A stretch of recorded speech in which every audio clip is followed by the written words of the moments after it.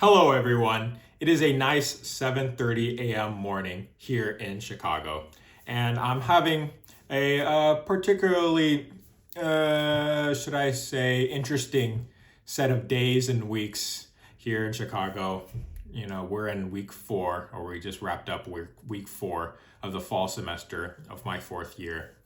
Around a month ago, I came to Chicago, ready to begin my fourth year. And then after that, I'll be doing other things. And so far, I'm going through my classes. I have a civilizations class.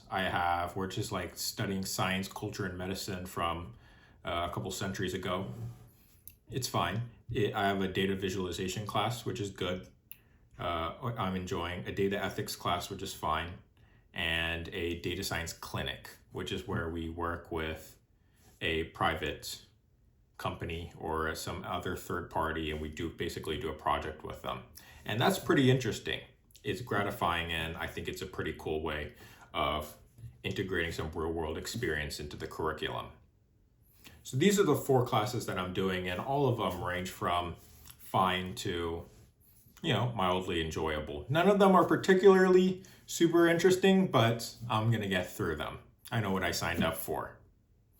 And every day that I go to class or I get ready to begin my work schedule, I take a walk from here in Woodlawn Residential Commons all the way to class, which is up a little bit, which is about around half a mile to 0.75 miles north of my residential commons.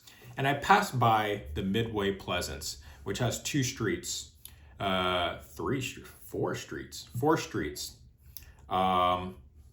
Two of them have no lights, and you just watch and make sure you're being safe. And then the other one, the two ones in between, they have lights, and the cars are moving pretty quickly.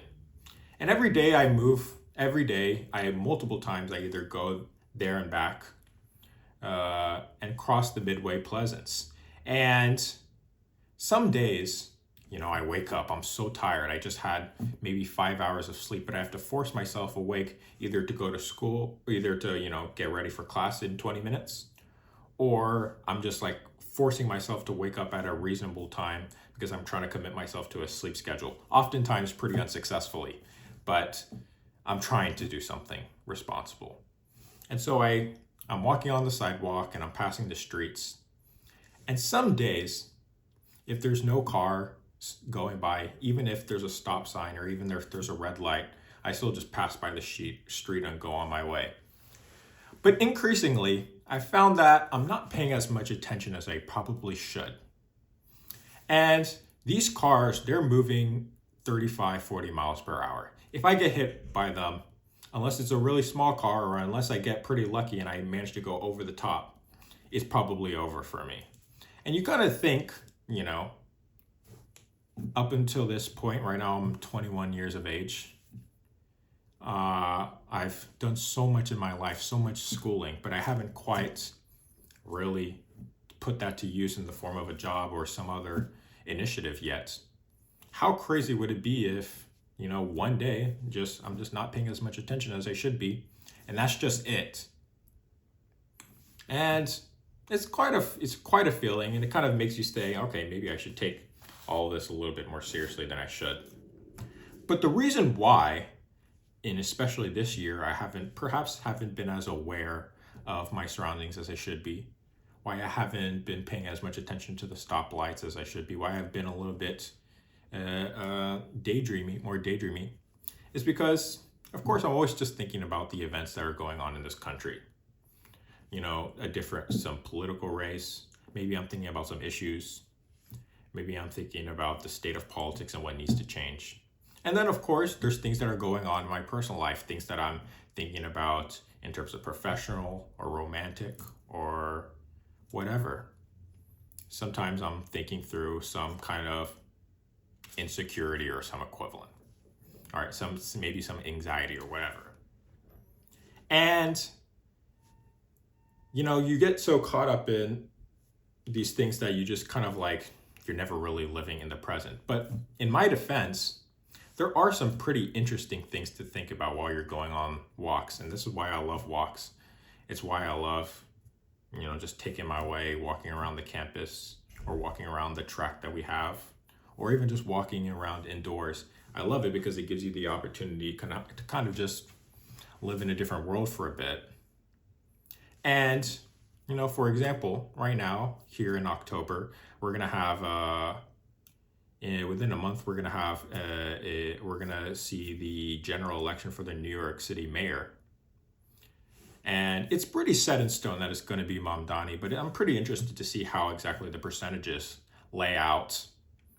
And Zohran Mamdani, I'm optimistic for the guy because he's well-spoken, he's very charming, but he does represent, I'm mainly talking about the economics, the type of politics that I'm a little bit worried that the Democratic Party is going to keep going into, which is just heavy on price controls as a means of being affordable, or just general economic solutions that don't really address the problem. You look at public policy books like Abundance from Ezra Klein. You look at the general ideology of supply-side liberalism, or just supply-side solutions to affect problems. You look at some of the technocratic bubbles or crowds on Twitter and their posting, which I'm very involved in now. And, the different solutions that they have to addressing problems, specifically regarding housing or energy or what have you. And then you contrast that with a style of politics that maybe Zohran Mamdani doesn't fully encapsulate, but he does in some respects, of a type of anti-monopoly or anti-business style of left that sees politics as a factional fight of power between the poor and the rich. And the idea that if we can just take on the rich and take on the poor, that gives or take on the rich or take on large corporations, that's going to leave some more power for us to have. And that's how we improve the working conditions of the working class. But we know that's not really true. We know that just because something's bad for the rich doesn't mean it's going to be good for the poor. And this ties into a general zero-sum mindset that I'm worried is increasingly present in our politics. We certainly see it on the right through Donald Trump and his just view of everything through a zero-sum lens. The fact that he sees trade, his obsession with trade deficits, and the fact that he thinks that other countries are ripping us off, that he doesn't really believe in mutually beneficial trade policy. The fact that he sees immigration as other immigrants coming here to take from us, whether it's stealing jobs or mooching off of the system. That he doesn't recognize the positive impacts that they have in innovation, in creating patents, in productivity improvements, in providing labor in necessary industries, and just general contributing, and certainly in an economic sense, but also in a cultural sense. He just doesn't really see it that way. So between trade and immigration, and then of course, if you're familiar with his philosophy on business, it's basically one party against the other, each party basically trying to extort each other, rather than trying to come to a solution where both parties come out ahead. So this is what we see on the right. And then you see on the left, this anti-monopoly or anti-big business or take on the billionaires style of economics. And it's just, while I sympathize with frustrations that you can see when you look at corporations that may be not acting the way that they should, or you look at some billionaires that are just stuck up and seem like they don't have any relation with the working man, I understand that kind of sentiment. But when we look at the policies and we look at the efficacy of them, it just doesn't align with reality, which is the fact that if you want to make housing more affordable, you have to build supply, and you especially need to stop doing policy after policy that destroys the profit margins of developers.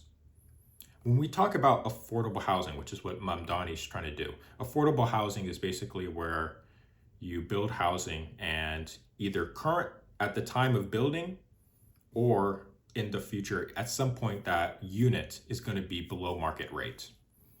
This can be through mandating that they be some percentage of below income, medium income, or it could be, inclusionary zoning, which is kind of a form of that, or it could be rent control and rent stabilization. At some point, the units are going to start being below market rates. And let's think about what happens when you do that. First of all, let's think about it from the developer's point of view. These developers are trying to get a return on their investment. They're certainly, at the very least, going to try to get a positive return on their investment. Why would you ever invest into any project? This doesn't just go for real estate developers, but any investor. Why would you make an investment with capital when the expected return may be negative? You're not investing this to lose money. Why would you invest money if you think that the expected outcome, or a very expected outcome of it, is just going to be negative? You're going to lose money. It doesn't make any sense. And so when you do these policies like requiring unions, union labor to build them, or you do inclusionary zoning, or you do rent control or rent stabilization, all of these things are eating into the profit margins of these developers to build housing. And when that profit margin becomes unsustainably low or even negative, they're not going to build, obviously. And so this creates a housing shortage. And it's that housing shortage where there's a lack of supply. That's what pushes prices up. And so Mamdani, he whether he came to it voluntarily or through peer pressure, he did finally recognize that addressing the housing problem in New York City is going to be by building housing, but he only wants to do affordable housing.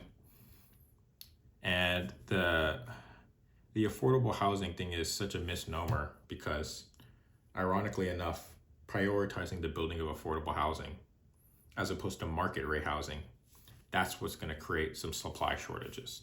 But whatever. Nevertheless, I'm interested to see what happens from his tenure. At the very least, what separates Mamdani from, the worst caricature of somebody who's like very involved in like anti-capitalist or very labor-based economics, is that Mamdani doesn't seem to be operating from a sense of vengeance, and that's really important. He seems to be like a very nice and chill guy. He's enjoyable. He doesn't seem to have a level of vengeance or animosity for, the boogeyman that you might see from people who are really invested in that sphere. Also, he just has pretty good political instincts. He's willing to put his pride aside and condemn previous comments that he made. He condemned some things he said about police, some other things. He has a little bit more of a finger on the pulse. So, way earlier in a video, I don't know when it was, I said I had some positive hopes for some optimism for Zohran Mamdani, and I still do. I disagree with some of his economic policy, but I still believe that he can honestly do something great. And so that New York City advice, and then that New York City race is what's been on my mind when I'm just walking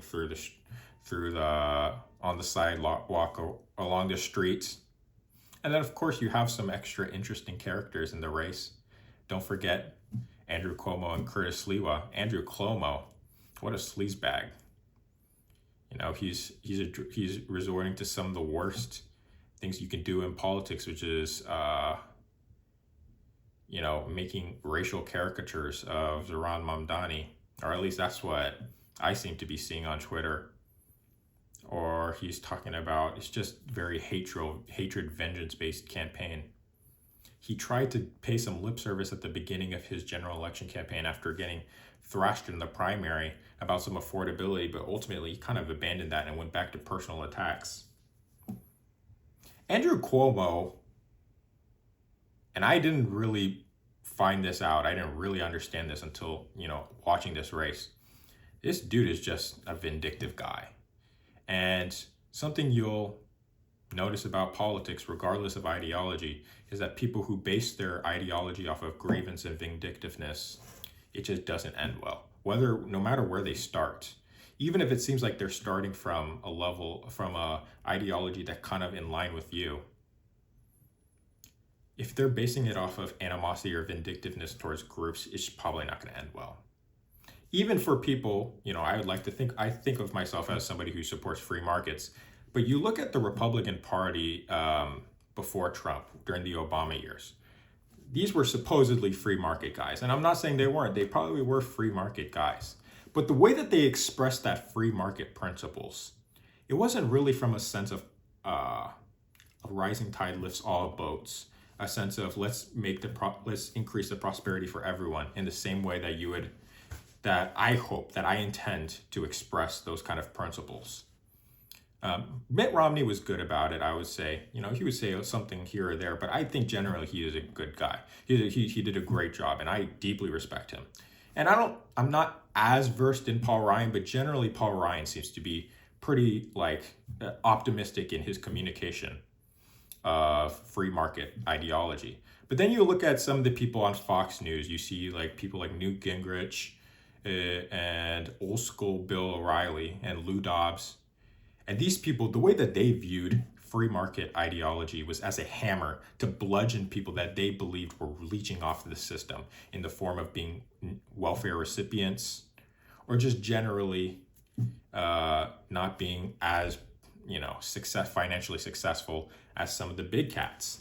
And it's no wonder that if you're a Democrat and you're watching the way that these people talk about politics, that they view free markets not as a way of let's make everybody better and let's create a system that has good incentives to promote prosperity, but rather as this is a system of winners and losers. And if you're anti-free market, you're anti-capitalist, and you're a loser. That kind of ideology or that kind of communication. It's no wonder that somebody would watch that and say, maybe capitalism isn't for me, or maybe free markets are just bullshit. That's how I view things, right? Right now, I'm certainly a free market guy, but I wasn't always like that. I watched the way that a lot of people who supposedly were free market, and maybe they were the free market, okay? But the way that they advertise their ideology is always a sense of kind of if you're not succeeding, oh, you're just trying to leech. And it's not the case. So it certainly needs a rebrand. It certainly needs a rebrand, or they need to change the way that they communicate. You saw the way that they basically lost their minds when Obama tried to do expansions of Medicaid expansions through his healthcare. And whether or not you want to debate the efficacy of whether we should be providing healthcare subsidies, which I think is a fair conversation, you should be speaking of it from an efficacy point of view, as in what's the best way to make sure that we make people the best that they can be, that they improve their standard of quality, their standard of life. Is healthcare subsidies the best way to do it, or should we do a more supply side solution, maybe a combination of both? Or if we're not going to do healthcare subsidies, what should we do about healthcare reform in order to make it more affordable? Or are we willing to just say that it's just supposed to be expensive, which I don't think is a completely invalid point of view, but just can we be clear about how we intend to approach this solution, as opposed to saying, oh, Obama, he's trying to create a culture of learned